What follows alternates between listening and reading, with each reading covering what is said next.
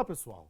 Estamos aqui direto do Tribunal Superior do Trabalho e vamos falar sobre trabalho infantil. E eu vou ter a honra de receber no Papeando jovens juízes que estão aqui na Enamate. Vai ser muito legal. Vocês vão gostar? Sim. Vamos lá.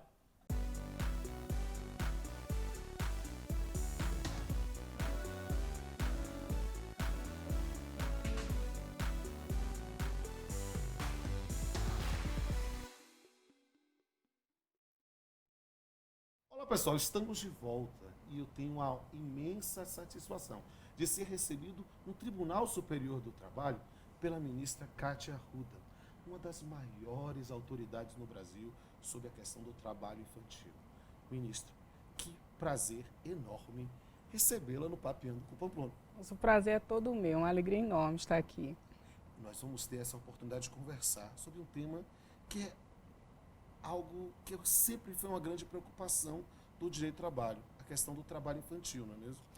Verdade. Na verdade, as próprias lutas trabalhistas começaram a partir das denúncias da exploração do trabalho de crianças. Se nós formos para a época da Revolução Industrial, crianças de 8, 10 anos, até 6 anos de idade, trabalhando nas fábricas e com isso perdendo braços, pernas, sendo mutiladas. A partir daí a sociedade começou a ver com perplexidade essa situação e muito do que nós temos hoje do direito do trabalho, como, por exemplo, limitação de jornada, um salário, depende ou pelo menos deve-se a essas crianças que foram mutiladas e exploradas na Revolução Industrial. Ou seja, a gênese do direito do trabalho está no combate, ao trabalho infantil. E como é que tem sido isso, seja no âmbito internacional, da OIT, ou na maior parte dos países ocidentais? Como é que tem sido essa disciplina ou esse combate ao trabalho infantil?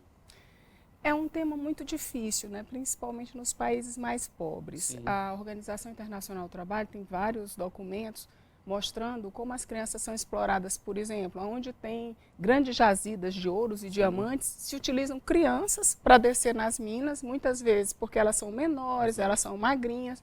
Só que veja a situação, se para um adulto já é difícil, já é um trabalho em grande perigo para a sua vida e para a sua saúde, imagine para uma criança que está em desenvolvimento. Verdade. Então, nós temos internacionalmente duas grandes convenções que lidam com o tema, que é a Convenção 138, que fala na idade, e a Convenção 182, que é aquela que trata das piores formas de trabalho infantil. Perfeito. Então, internacionalmente, esses são os nossos grandes regramentos para a questão. E no Brasil, nós temos tido, uma das coisas que falo, quando conversando com os alunos na graduação, nos cursos preparatórios ou na pós, né, ver como a idade para trabalhar no Brasil variou tanto, não é mesmo? Se nós tínhamos na Constituição, né, inicialmente, uma idade de 14, depois passou para 12, voltou para 14, depois chegamos aos 16. A ideia de uma mudança da idade para trabalhar talvez reflita um pouco essa preocupação em combater essa chaga, não? Se nós formos analisar a questão da idade, nós, como pais que somos, nós queremos que os nossos filhos comecem a trabalhar sempre mais tarde. Sim. Por quê? Porque eles vão garantir uma educação plena, nós queremos que eles façam um curso superior, depois do curso superior, quem sabe, uma pós-graduação, uma especialização, para só assim, depois disso, ingressar no mercado de trabalho. No entanto, quando nós olhamos para as crianças pobres, nossa tendência é avaliar o contrário. É dizer assim, elas têm que trabalhar logo. Mas por que elas têm que trabalhar logo? Por que os nossos filhos têm que ter direitos especiais de começar a trabalhar mais tarde e as crianças pobres têm que trabalhar logo para, trabalhando logo, perder tempo de educação, perder tempo de lazer, perder tempo de ser criança? Então, é muito bom que a mentalidade do Brasil esteja evoluindo sobre isso.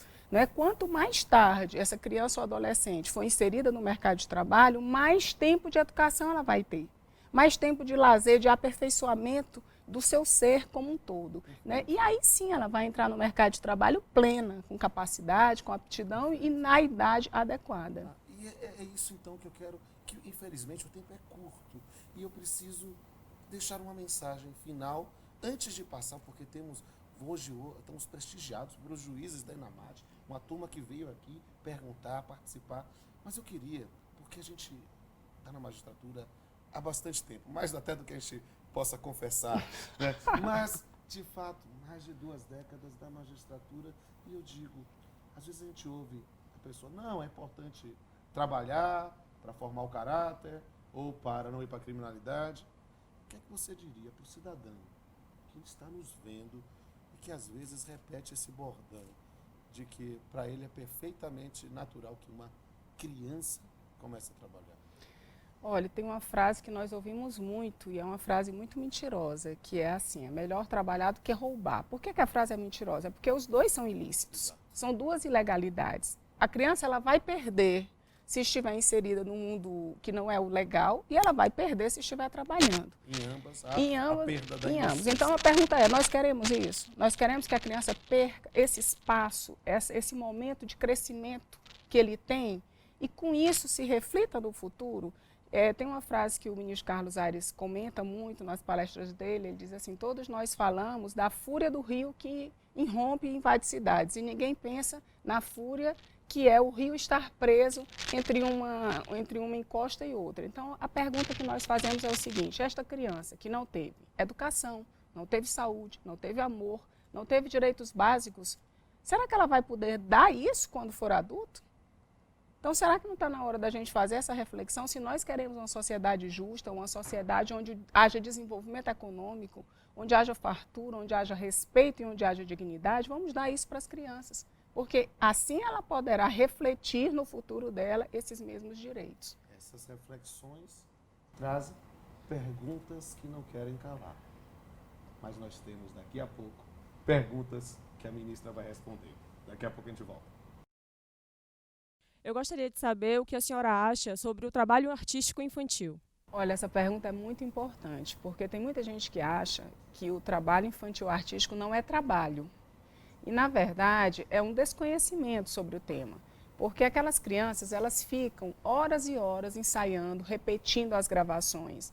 Muitas vezes elas perdem o dia da escola para ficar ali fazendo toda aqueles remakes e tudo.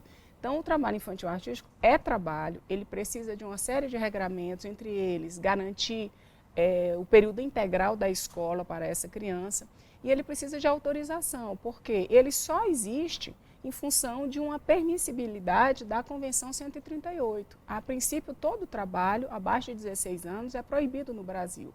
Então, o trabalho infantil artístico ele só é aceitável em função dessa possibilidade que a Convenção da OIT trouxe. Mas ele só pode ser realizado dentro de premissas básicas e muito rigorosas, né, para que aconteça. Então, nós sempre vemos o trabalho infantil artístico como uma possibilidade por causa da Convenção Internacional, mas ele não pode ser feito em qualquer situação e jamais com prejuízo à educação. Ministra, eu gostaria de saber o que a senhora acha da competência da Justiça do Trabalho para a autorização do trabalho infantil. Ulisses, esse tema, como várias pessoas sabem, está em discussão no Supremo Tribunal Federal.